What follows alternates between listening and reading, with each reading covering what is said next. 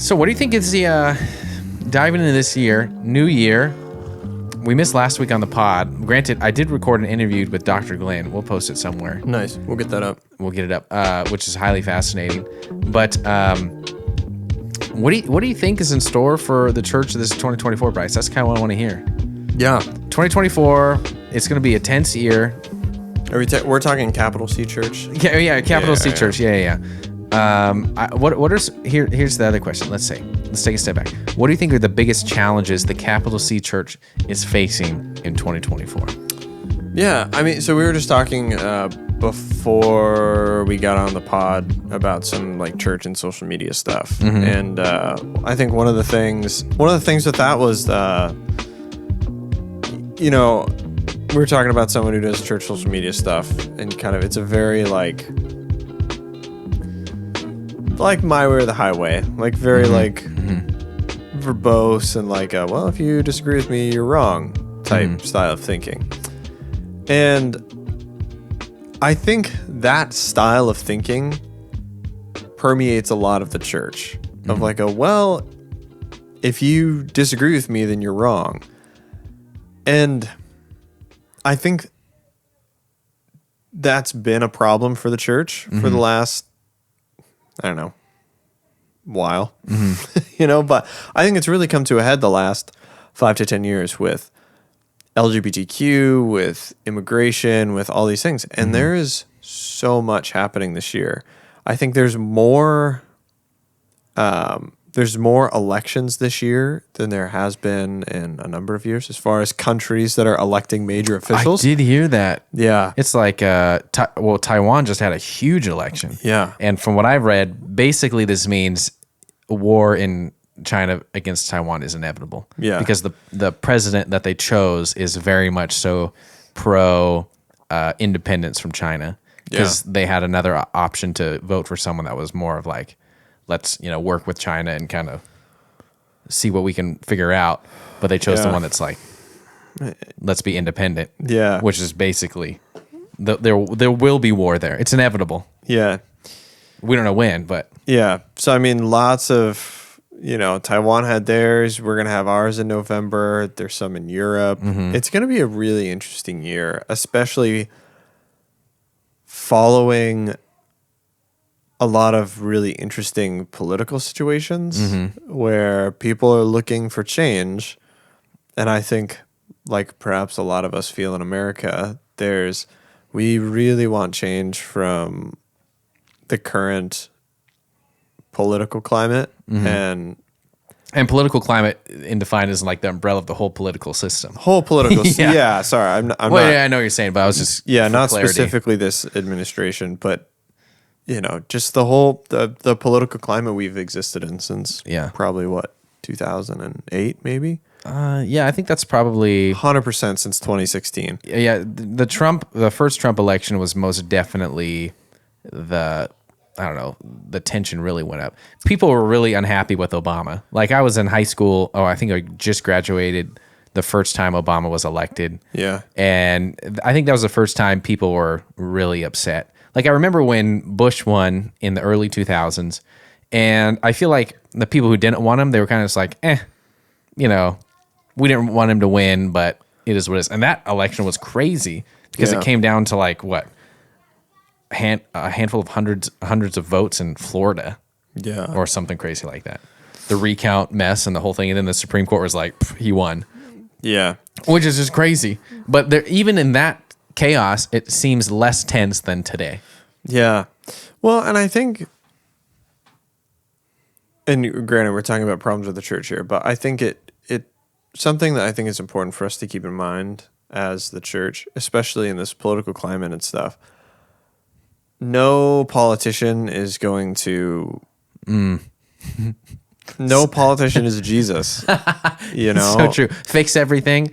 Yeah. All the campaign promises. Yeah. In fact, I think we've talked about this before. I listened to a podcast called the Rebuilders Podcast, and it's highly fascinating. A guy named Mark Sayers from Australia, and he was talking about all these elections. And one of the craziest elections was, I think, Venezuela. Yeah. They just elected basically a libertarian who is just demolishing the size of the government. Yeah. But he's talked about how this is the new era moving forward of anger. Because all of the campaign promises, and we're not just this administration, but the one before and the one before, he tied it back to the Obama administration because it's like, we can build a better future. And now that it's been over 10 years, people are like, where's the better future? Like, this is what we expected. And I'm not saying it's just that administration. I think it's all like the last 20 years. People are like, we can do this. We can make it better. All across the globe. Yeah. Not just here. Yeah. And it's like people are realizing like that wasn't true. So it's either they lied or it wasn't possible. And so now we are in the age of anger, where I think that's the vote from Venezuela, when they were just like, let's just get a dude in who just demolishes the size of the government. Just start slicing and dicing all these departments and downsizing because we're paying all this money, it's not working. Yeah. And so, again, in my belief, for United States of America, I do think that this election is, I don't know if it'll happen, if it's possible. I mean, it's definitely possible, but I think this is the highest likelihood in my lifetime so far that there could be a third-party candidate who's not Republican or Democrat that would win. Yeah. And I don't think that's happened in 100 years, a couple hundred years. Yeah. Because I know there used to be like the Whig Party, Democrat, Republican. I think there was one more back in like late 1700s, mid 1800s-ish, but yeah. Well, I think it's important for us as believers that no political party is going to, first of all, no political party is going to completely align with Scripture. Yeah. That's never going to happen. Don't wait for it to happen. And don't get me wrong, there's great politicians, there's believers. I think some people have the opinion that believers shouldn't be involved in politics. I would say I have the opposite opinion. I think believers should be involved in politics and the military and be involved in these places where, we need light. We need people with,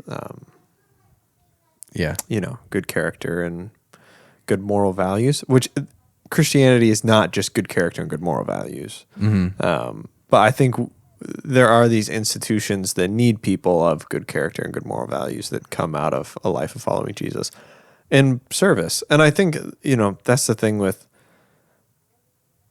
I feel like we're really towing the line here between politics and religion. But I think that's really the defining thing of 2024 is it's very, very politically driven. And we saw that happen in 2020 with COVID, and the election. But I mean, with COVID, it became very, very polarizing, and churches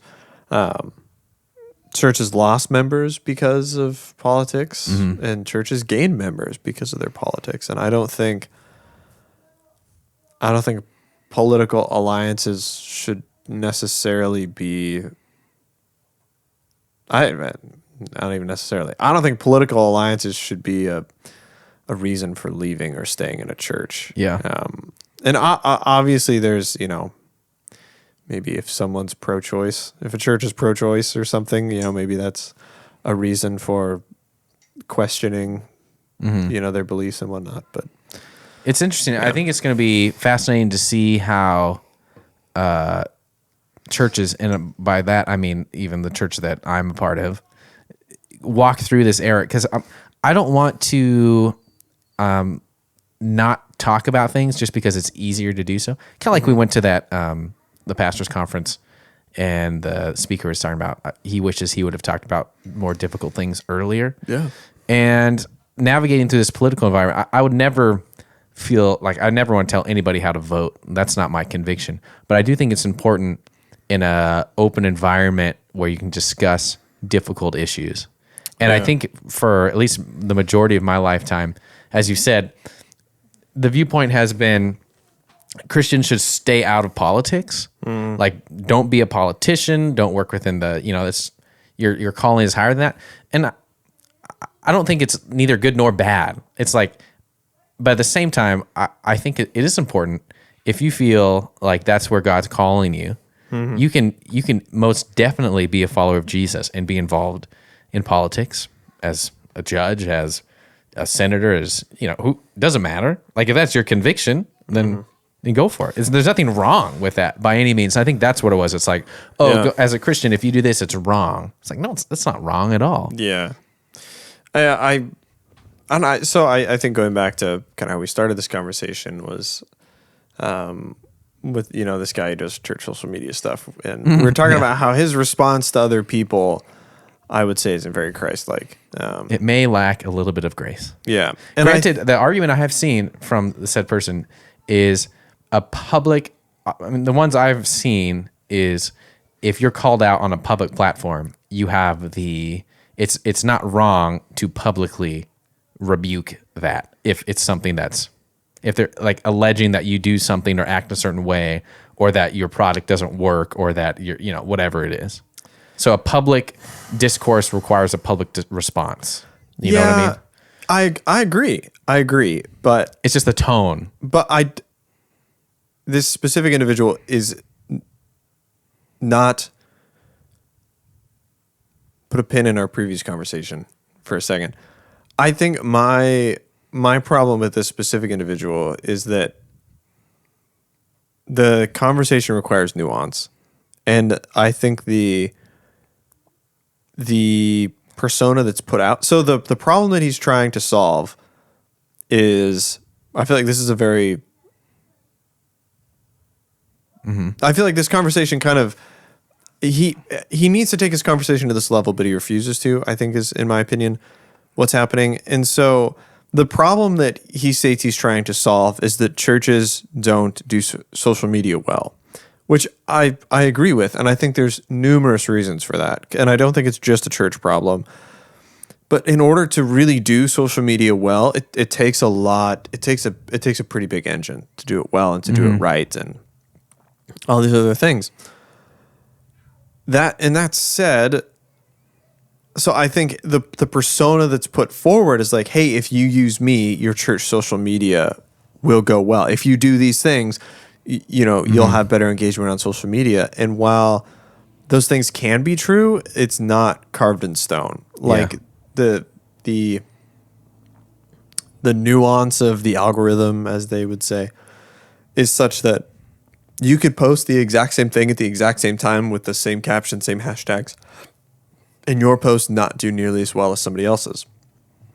That's just a reality of the algorithm, and he doesn't do a great job explaining that. It's kind of like, well, hey, if you use me, you will have success. And I think there's a problem there. And then how he addresses people that are frustrated is just kind of like, well, you don't know what you're talking about, so... Like, I know more than you. And I think that's not like, A, I don't think that's the heart of Jesus. And B, one thing he does understand super well is that he wants the clients that like him. Because those, I think, kind of like almost like Mars Hill in a way of like, you have this big verbose, like in your face, like kind of like, I don't know how I feel about this type of persona. You're going to attract a certain set of people, and those people are just going to blindly follow you no matter what you say. And that's kind of what he's built up in a sense, is this people are like, this thing works. And so they buy into it at a level where this person has so much control that he can generally make it work. And everyone else who's kind of like, I don't know about this, that he just kind of brushes off as like, yeah, you don't know what you're talking about. He doesn't want them anyway. Yeah. And then him brushing off of those people continues to build up this image. So it's this like vicious cycle of, that he's created for himself. And so in that sense, I'm like, in some of the stuff that I've responded to, I've responded to some stuff on his page that I haven't actually gotten a response back, probably because I'm too far down in the comments. But some of it is I'm like you can't, like, none of this is a trade-off for discipleship in the church. Like, I hate this phrase, the funnel, because it was used. Oh, the funnel. It was used. That is like early 2000s church language. It was used very poorly. I shouldn't say very poorly. It was used. Funnel everybody into the church with all these different avenues. Just funnels everybody in. Yeah, and I think to a certain extent it's a really good analogy. Yeah. Because your goal is to break. I think what's bad about it is, like, when I think of a funnel, I think of like, okay, cool. So I'm, pouring water into a bucket with a funnel, but there's no like, no analogy is ever perfect, right? And so there's no like, well, what after what after you get people in? Mm-hmm. And I don't think social media is a tool for discipleship. I think like cut and dry, I don't think it's it's like if someone could sell me on how you use it as a tool for discipleship, I'd love to hear that argument. I think it's a tool for getting people into your church. I mean, that's a big part of the reason why we're at Liberty is because we checked out what you guys are posting. We were like, yeah. This like, in a way, like saved us a lot of time in the church shopping experience of like, don't really like what this pastor's talking about or what, whatever. It was a way for us to be like, okay, like we'll narrow these down, give these couple a try, But I don't necessarily think in and of itself, social media is a tool for discipleship. I've got a couple hot takes. Yeah. Here's my first hot take. I think you can be an extremely successful church and not have any social media whatsoever at all. Like almost zero presence. I don't think that social media is wrong or bad by any means. I think it's a tool. Yeah. But I think you can be an extremely successful church and not have any presence on social media whatsoever. I don't think it's a hot take. I just think that's fact. Maybe this is more of a hot take. I don't think this is purely my thoughts. Purely, it's just my opinion. I don't think that speculative is the word I was looking for. I don't think that Jesus would have had social media if he came in 2020 something. Or in 2015 or whatever. Yeah. I just don't think he needed it because if you look at where he spent his time, he spent it in relationally, physically with people. Granted, the time and era that he came, that's the only option that there was. I just think that he wouldn't need it. And I think the dangers of social media is that it's like you have to think of the companies because it's a company, right? And then you have to think of who the product is. And the reality is that you are the product. Yeah. And so they do whatever they can for you to spend as much time on their platform as possible. Mm-hmm. Oftentimes wasting your time. Oftentimes I think there was a study done that social media companies purposely promote angry content because that gets the most tweets or the most, traction and traffic on the internet. Because you want to see who's arguing. We've talked about this before. Like when someone's arguing in a Facebook group, you automatically go to the comments. You're like, oh, what's everybody saying? That's just human nature. I'm here for the comments. Yeah, I'm here for the comments. The popcorn meme. Yeah. So I think we have to just understand and know that we are the product and we are purposely being manipulated to spend as much time on the platform as possible. Yeah. Now, I think it's using it as a tool to be able to, like as you said, like a website kind of a thing. You have content there. Maybe it's good to post every once in a while. But no matter what, it's just human nature. We crave the likes. We want to get more traction, more people. And then it's so easy to get validation from those things. Yeah. So you can see churches that's like, oh, we have this many views on YouTube or this many interactions on Instagram, this many followers on TikTok, whatever. Like we're such a successful church. And then you look at the level of discipleship and you're like, everything is so shallow. Yeah. And I'm not saying this is true all the time. But there's a lack of depth. And Pete Scazzero famously uses the funnel illustration, but he flips it over. Because in his view, and I would agree with this, it's taking a small group of people in your life, investing into them, discipling them, developing them, and then as they grow and mature as followers of Jesus, then going through the funnel the opposite ways and like sending them out instead of taking the big cup and just kind of funneling people in the bucket. And usually they stay in the bucket their whole life. Instead of sending them out. Interesting. So that's my hot take. Yeah, maybe it's not that hot. I don't think it's a hot take. I just think I think it's fact. Well, and I think too, it's like where do you put your resources? I think shows what you value. And do you value your church's image or do you value your church's actions? So I think that's a big thing for me with social media. I also really value as someone who's been a creative director and been in those positions where you're trying to create a brand image, so to speak, of your church or whatever. I think individuality is incredibly important. Yes. And I just think that's something you don't get when you use a big entity like that, where you're like, hey, come in and do social, because you can't like.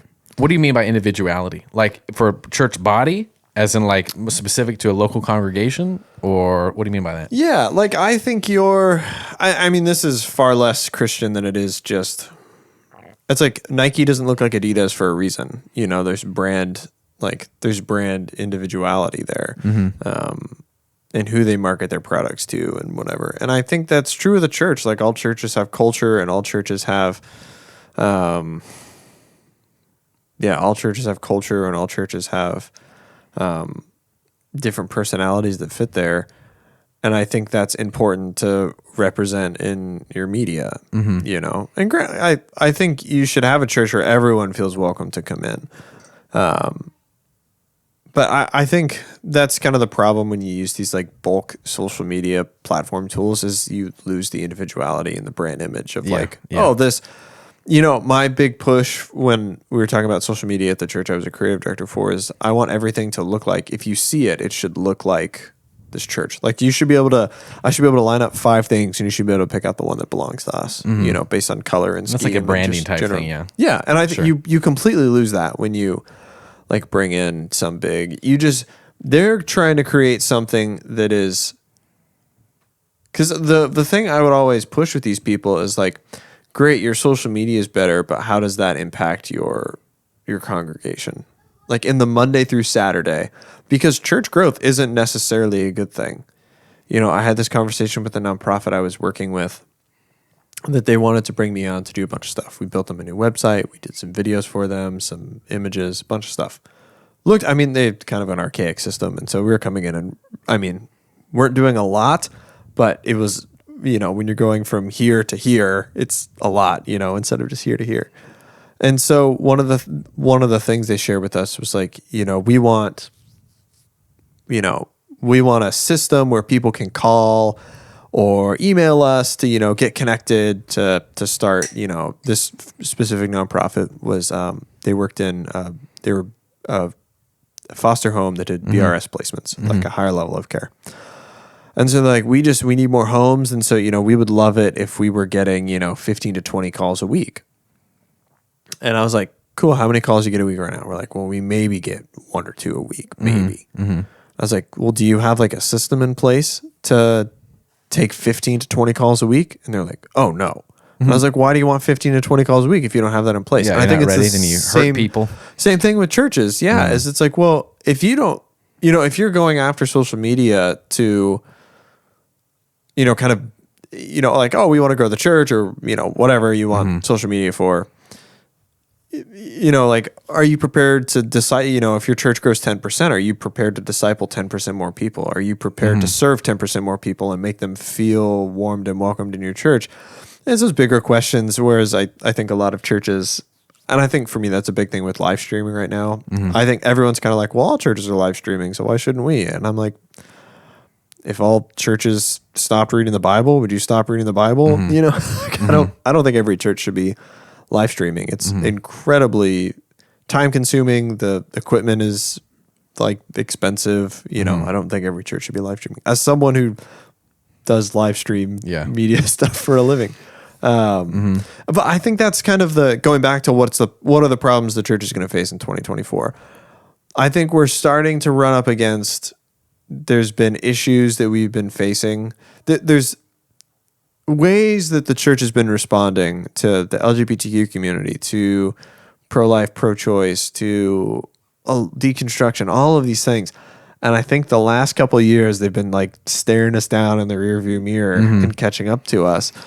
And I think maybe it doesn't happen in 2024. Maybe this is 2025 or 2026. But I think those things, the ways that we've been responding to things that aren't necessarily Christ-like. And I feel like this argument is always met with, you know, I'll have people about, you know, have conversations with people about pro-life, pro-choice or whatever. And kind of my opinion, this is my opinion on the pro-life, pro-choice stuff, is that, like, if you're going to go stand out in front of Planned Parenthood, you better be ready to adopt a baby. That's just my personal opinion. If you're going to go protest, and if someone comes up to you and says, I'll keep the baby, if you adopt it, you better be willing to say yes. And that's always met with, well, some of those people are. I'm like, of course, some of those people are, you know, but I think the people that Jesus made the most mad were the Pharisees, Mm-hmm. the religious people. And I think it's time to start doing that again, to start looking at the systems that the church has built and kind of looking, instead of looking out into the world and being like, how can we make the world look like the church? I think we need to start looking in at the church and being like, how can the church be more like how the church is supposed to be? Because I feel like it's been a long time of not discipling our men well, not discipling our children well, not educating congregations on how to lovingly respond to situations. You know, I had a conversation with a family member a couple weeks ago. They sent me an image. Maybe we talked about this last time of it's like a law enforcement thing that was reposting something about Christians being not allowed to foster anymore because you have to affirm kids' genders, whatever their gender of choice is. I was like, nowhere in the law does it say Christians can't be foster parents. And I think the thing that I think frustrates me about it is like, well, I feel like Christians just, I don't know why, but we just want to feel persecuted. Like, we're told we're going to be persecuted, you know, but like I have friends overseas that are like legitimately persecuted. You know, there are places where you can't be Christian, you know, without Prison, jail. Yeah.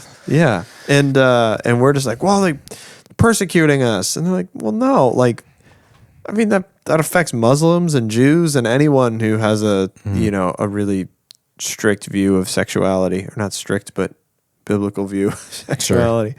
Binary, maybe, I guess, view of sexuality. How do you define it? I don't know what you'd say. So, But anyways. I think the point you're bringing up is, as we talked about at the beginning, the challenges that the church faces in 2024. I think no matter what, it's going to be polarizing.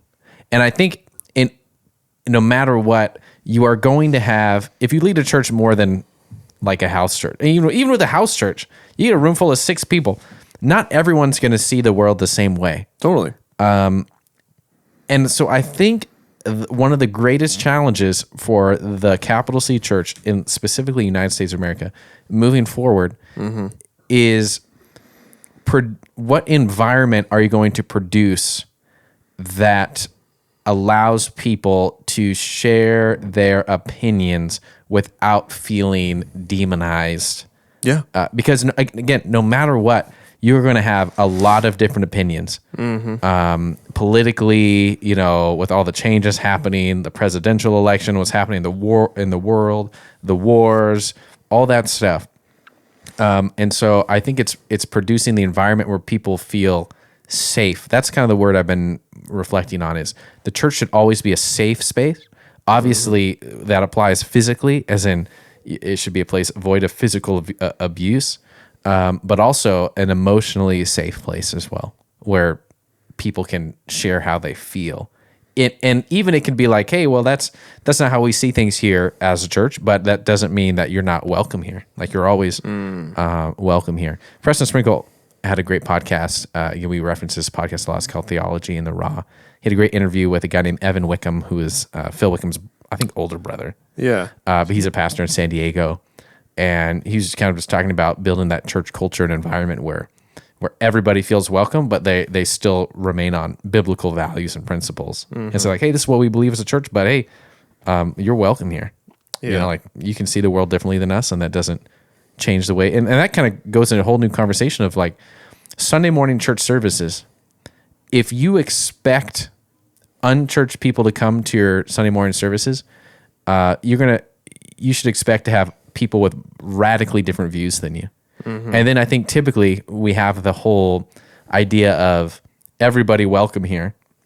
And then when somebody finally walks in the door who sees the world much differently than you, usually you're like, okay, you're welcome here for a little bit until eventually you have to change how you view the world. Does that make sense? Yeah. And I'm not saying that you can't, be strong with in your principles and your values, but it's like, well, where's the line? Like it's Sunday morning services, and that kind of goes to this whole argument I've had with my pastor friends before: is a Sunday morning service more for outreach, reaching people, or is it more inward focused, as in discipleship and relationship with the church itself. Yeah. Like, And what's it made for? The church needs both of those things. Absolutely. So it's figuring out, well, where does this fall in line? And I think, yeah, it's just and I think the goal is that if you structure a church with discipleship in mind and have a good, healthy system for discipleship, if someone comes in who has, say like a pornography addiction, or I feel like that's which 50%, or statistically, a very high percentage of men and women have a pornography addiction, and it's rarely referenced in the church. Yeah, I have a fun topic for another podcast regarding that. Okay, maybe not fun. Yeah, that's probably the wrong word. An intriguing conversation. Yeah. Anyways, you should have a system of discipleship where they can have a mentor, have someone who's willing to have, to come alongside them, and that, and I think that goes for a lot of things. I think, pornography, I think, is an easy one, but that goes with so many things with, how to be a husband, how to be a father, how to be just a man in the church, how to be a good, how to become more like Jesus, and I think that's, I think a lot of times we expect people to just pop into the church like fully formed and ready to go, and like kind of perfect. Like maybe we'll polish them up a little bit, but like they're not. They got no baggage really. Yeah, murderers or adulterers or whatever. But that's just not. I think that's just not the reality. I think in the church communities we've instilled a culture, and this is capital C church, not any specific local church body. James, it says, confess your sins to one another. And if we take a step back and think about that, how often does that actually happen? Yeah. It happens, but not like, I think it should be a common occurrence. And the relationships I have, the best relationships I have with people are ones where they're open and honest, like, hey, this is who I am. These are the mistakes that I've made. And then you can be open and honest as well. And it's just like immediately it sets the tone of the group and the relationship. Like, hey, we're messed up, man. We're messed up people, saved by an incredible, gracious, loving God. But kind of creating that culture. And kind of going back to, we're talking about tying in the social media aspect of things. And you said, sometimes you don't want the church growth, like you're not ready for it. Yeah. And that's exactly why I said that I think a church can be very successful with no social media presence at all. Totally. Because if you're really doing quality discipleship and development and growth, spiritual depth, maturity, emotional health, all this stuff, I think inevitably that leads to some sort of church growth. Because if it's my belief, if as a church you are growing internally, meaning that if the people that you have are maturing in their walk with Christ and maturing in their emotional and spiritual health, then inevitably the church will grow because they're living that life out in their workplace, in their neighborhoods, with their families, and then it gives opportunities to talk with other people, hence a church growth kind of a experience.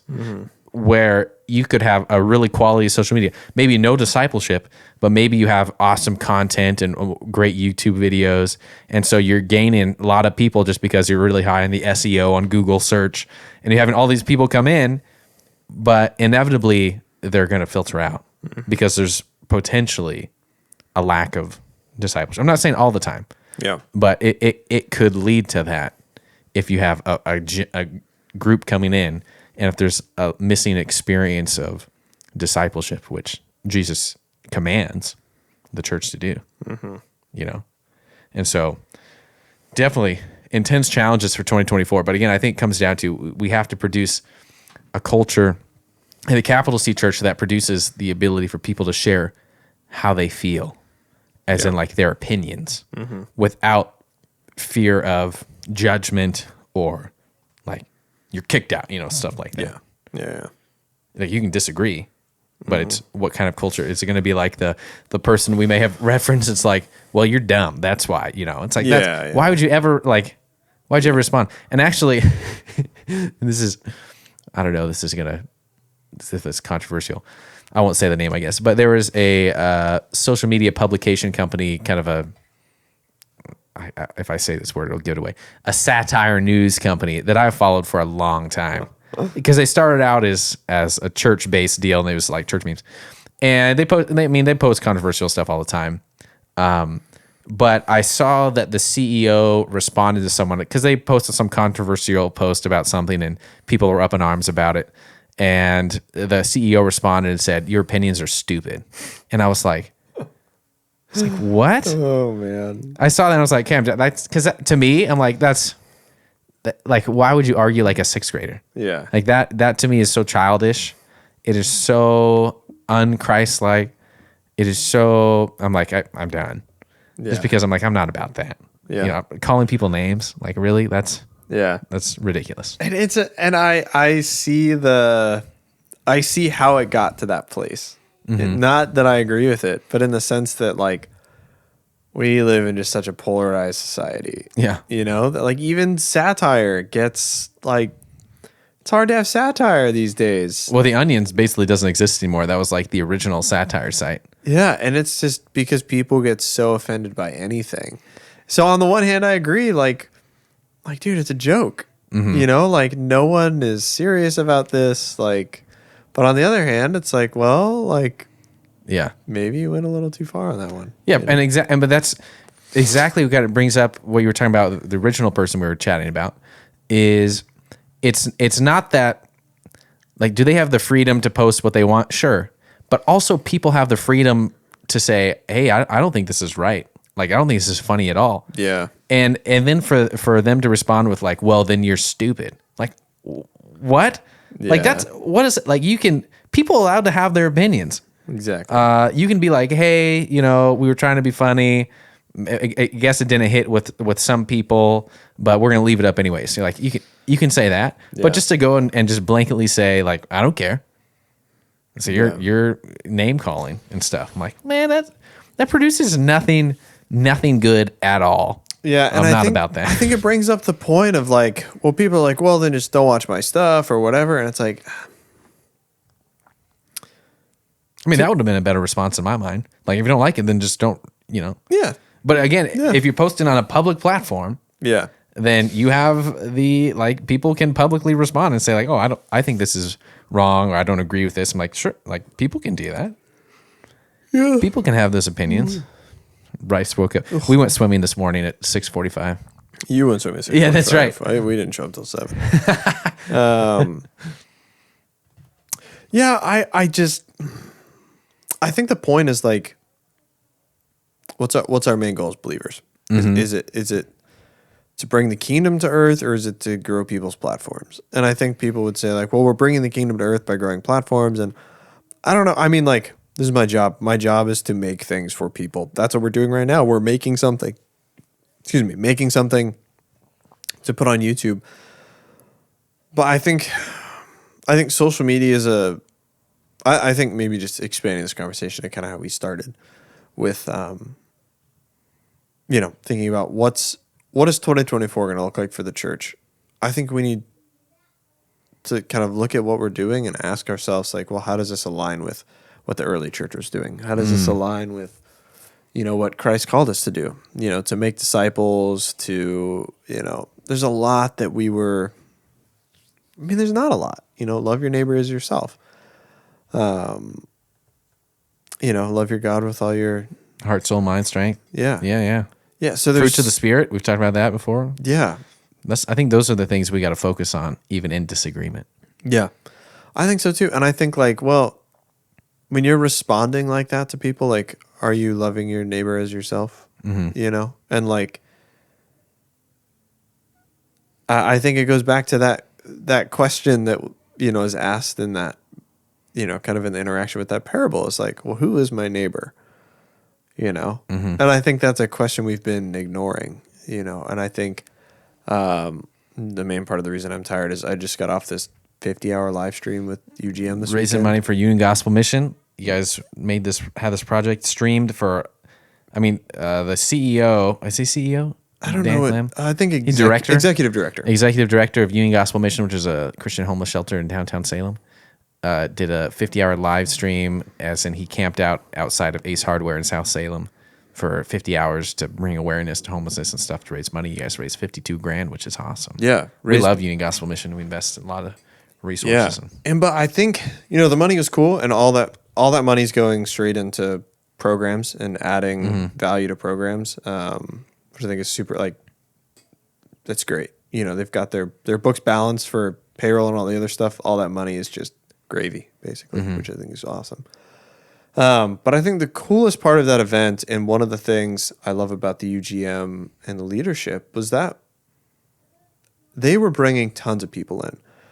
You know, Matt Massera from Beebold Street Ministries came on to talk about their ministry. We had people from the county. We had county commissioners. We had, you know, people that work in county programs, Bridgeway, Safe Sleep, just all sorts of different programs that came on to talk. And it was very community focused. You know, it wasn't like, hey, look at us, we're the UGM. It's like, hey, look at what this community does for the people that live on the streets. And for me, it's like, that was like a who is my neighbor type situation. And how can we as the community come together and just remember that all good things come from above, even if it's at Bridgeway, which is not a faith-based organization. You know, the good things that happen there are still the good works that God prepared in advance for us to do, you know? And I think that's kind of moving, and that was just such a cool event for me to be a part of, and just witness what was happening is like, because there's so much siloing, you know, of people just like, well, I'm just going to go over here and do my own thing by myself, you know? That it's cool to see an organization where funding is scarce, you know, and it can be hard to get funding and hard to raise money. That instead of being like, well, we're going to go over here and do our own thing, being like, hey, what if we go here and we do this thing and invite as many people in as possible and go where you're called, you know, come serve at the UGM, go serve at Safe Sleep, go, you know, because it's a body. You know, each of these, you know, Tim Murphy is the director of Bridgeway. You know, he was talking about, you know, how cool it is that Bridgeway and UGM are right next to each other. You know, they basically share a parking lot. So clients of Bridgeway can go walk over and stay at the UGM. Nice. And clients at the UGM can just walk over to Bridgeway and get services at Bridgeway. You're like, how cool is that? You know, that the community is structured in such a way that, you know, that can happen. We were talking about, you know, all of the different types of volunteering you can do at the UGM. But there's people that volunteer in admin, you know, that volunteer their years of experiences as administrators or secretaries or whatever to help out there. I mean, of course, meal serving, and our church went and did a ton of yard work over there. Yeah, do it again this summer. Yeah. So it's stuff like that where I think, you know, as many challenges I think as the church is going to face in 2024, especially with the election cycle, especially with, you know, so many just bizarre wars popping up. You know, it looks more and more every day like we're going to go back to war in the Middle East. Did you see what happened? I mean, this is like last night or 2 nights ago. The three soldiers were killed, and then Biden, president, responded that, like, we will respond. Yeah. Which is like, well, and the thing is, we've been responding for like 3 weeks with, you know, taking out targets, you know, taking out Houthi targets in Yemen. And we lost 2 Navy SEALs 3 or 4 weeks ago that fell into the sea off the coast of Yemen. Awful. You know, or I'm sorry, off the coast of Somalia. It's the tension in the world is just, it is heightened. Yeah. More so, again, I'm 33. You're like just a couple years younger than me. But in our lifetime, this is the most tense it's ever been. I mean, it even feels more tense than, at least I can remember, like early 2000s, 9/11 stuff. Yeah. Because that seemed very like, not much else was happening in the world. It was like United States and the invasion of Iraq and stuff like that. But like, there's so many, the Ukraine-Russia thing that's not resolved. And it's been 2 years. You don't even see it on the news anymore. Yeah, because now you got in Israel-Hamas, which has been, I think, 100 days now, more than that. Yeah, I think we're over 100 days now. It's October 7th. And then you have Taiwan and China, which the tensions are continually rising. And then you have North Korea, which tensions are rising, and they've kind of cut off communication, last I saw, with South Korea. And, you know, they're doing all their warhead testing and all that type of stuff in there. So, I mean, all I'm saying is that things are more tense than in my lifetime. Yeah. And so here it comes. That's why it's so important to slow down and be with God in these moments. Because it's like, if you get sucked into all of the craziness that's happening in the world, you will curl up in a ball under your desk. Yeah. If you go and take a step back, and we were working on a breathing exercise yesterday at church, be still and know that I am God. Then we can at least head into these issues filled with the fruits of the Spirit, humility, the peace of God, instead of functioning out of our anxiety of the world collapsing. Totally. Yeah. It's going to be good. It's going to be crazy. I'm excited for this next sermon series. Kind of be a little more pointed and focused in the podcast and talk specifically about solitude. Solitude. Yeah. Last Sunday we talked about, Psalm 46. We're going to talk about peace, solitude, stillness for the next. Yeah. I haven't used the lake illustration you gave me. That one's still, I think it's in my docket. It's coming. In the docket. Yeah, it's coming. I gotta wait to use it, but yeah, it'll be good. I'm looking forward to it. It'll be good. Doing breathing exercises every Sunday for the next 3 months. We're going to start off every sermon with doing a slow down breathing exercise. Yes. So for the 6 weeks, we're doing one that's be still and know that I am God, and you kind of breathe between two of them. You can look at the sermon yesterday, and then the second half we have one that is a prayer I got from my therapist. It's a prayer of St. Patrick dating back to 433 A.D. Oh, you told me about this. Yeah, and it's like a minute and a half of prayer and breathing. Nice. And you just recite these lines: Christ in me, Christ within me, Christ before me, Christ behind me, Christ to my right, Christ to my left, Christ above me, Christ below me, Christ in everyone I meet type deal. Yeah. But it's good stuff. It's going to be good. Yeah, I'm excited. Yeah. We'll see you guys at the parking lot of the French Press.